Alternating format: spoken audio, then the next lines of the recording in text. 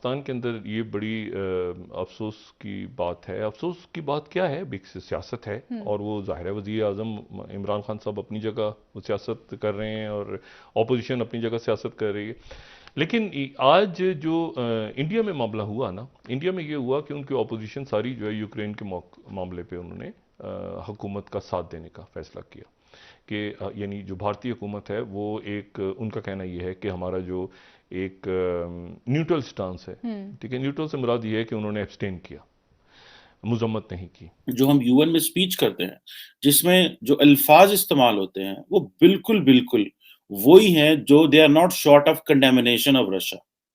वो रशिया की हम कंडेम कर रहे हैं। 148 से भारतीय जंगी जहाज है पाकिस्तान की सरहदों के करीब है, मुसलसल मशकें करने जा रहे हैं और एक बड़ी ग्रैंड मशकें शुरू हो रही हैं जो पाकिस्तान के बॉर्डर्स के करीब होंगी, जिसके अंदर राफेल जहाज होंगे, सुखोई जहाज होंगे, मिग-29 जहाज होंगे, तिजास जहाज होंगे और इसके अलावा जगूर और दीगर जहाज होंगे। जो भारत के तमाम तर फिजाई ताकत है वो सारी पाकिस्तान के खिलाफ आजमाई जा रही है। पाकिस्तान में किसी ऐसा तो पॉसिबल नहीं है ना कि लोग एकदम से खड़े हो जाएं और वो कहेंगे जी हम भी साथ हैं, तो हम भी साथ हैं, चलो चलो साथ, तो ऐसा नहीं होगा। पाकिस्तान पे प्रेशर है,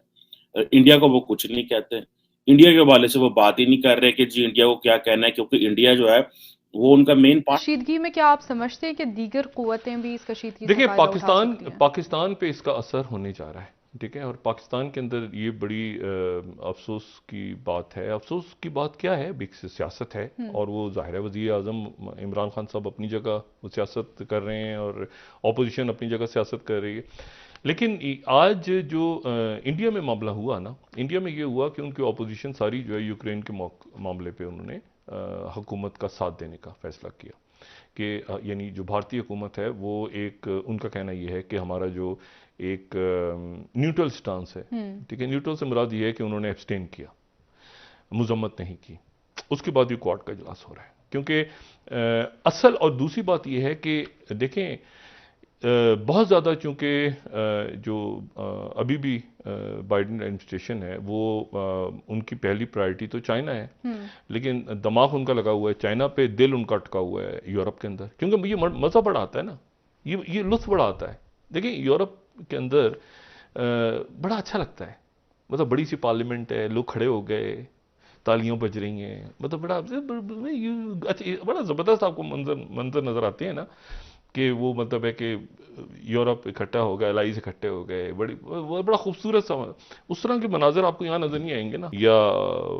पाकिस्तान में या किसी ऐसा तो पॉसिबल नहीं है ना कि लोग एकदम से खड़े हो जाएं और वो कहेंगे जी हम भी साथ हैं, तो हम भी साथ हैं, चलो चलो साथ, तो ऐसा नहीं होगा। लेकिन अल्टीमेटली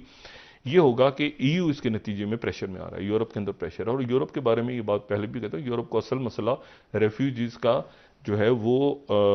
ये तो ईस्टर्न यूरोप का तो ऐसे ही मामला खुल गया ना सारा, क्योंकि असल मामला अफ्रीका से होगा। अभी हम जिस वक्त बात कर रहे हैं तो हंगामी इजलास शुरू हो गया क्वाड का सरबराही इजलास शुरू हो गया और उसमें American president Biden, Indian prime minister Modi भी है जी, और ये वर्चुअल जो है ये समिट हो रही है, क्वाड का सरबराही इजलास हो रहा है।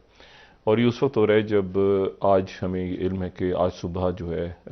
या पिछले 24 घंटों में उनकी सेनेट की जो फॉरेन रिलेशंस कमेटी है उसमें ये पॉइंट रेज हुआ है इंडिया के हवाले से कि इंडिया जो है उसने एब्सटेन क्यों किया है। और ये बात भी कि जी डिफेंस के ऊपर अगर पाबंदी लगती है डिफेंस कॉन्ट्रैक्टर्स पे या डिफेंस कॉन्ट्रैक्टर्स तो नहीं जो उनके कॉन्ट्रैक्ट्स हैं मुख्तलिफ, तो फिर इंडिया के लिए मुश्किल हो जाएगा कि इंडिया जो है वो रशिया से अपना असला ख़रीदे। और ये बात हम एक दो रोज़ पहले कह चुके हैं कि कोई 66% के करीब जो है वो अपना असलहा रशिया से लेते हैं तारीखी तौर पे, सोवियत यूनियन और फिर रशिया।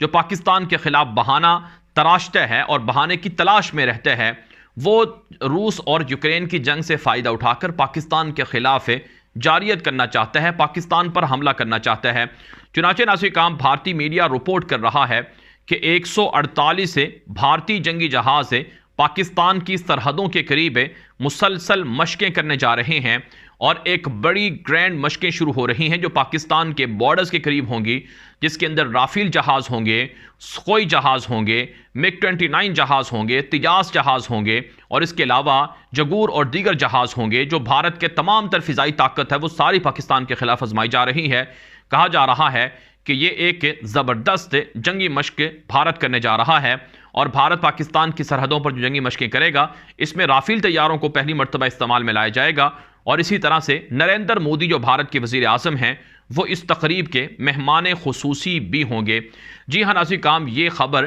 भारत के अंदर इस तरह से फैलाई जा रही है कि गोया पाकिस्तान से जो रशिया है वो बदला लेने जा रहा है। गोया पाकिस्तान के खिलाफ भारत जिस तरह से रशिया और यूक्रेन के दरमियान जंग है, यूक्रेन को जिस तरह से रूस अपने साथ मिलाने जा रहा है, इसी तरह से भारत पाकिस्तान से गिलगित बल्तिस्तान को, आज़ाद कश्मीर को और दीगर इलाकों को अपने साथ मिलाने की कोशिश करेगा। अब ये है कि क्वेश्चन ये है कि इमरान खान साहब के दौरे से हमें रशिया से हासिल तो कुछ हुआ नहीं था, लेकिन ये है कि क्या उससे अगर इसके बाद जो हम यूएन में स्पीच करते हैं, जिसमें जो अल्फाज इस्तेमाल होते हैं, वो बिल्कुल वही हैं जो they are not short of condemnation of Russia. वो रशिया की हम कंडेम कर रहे हैं, जिसे आप कहते हैं ना कि वो और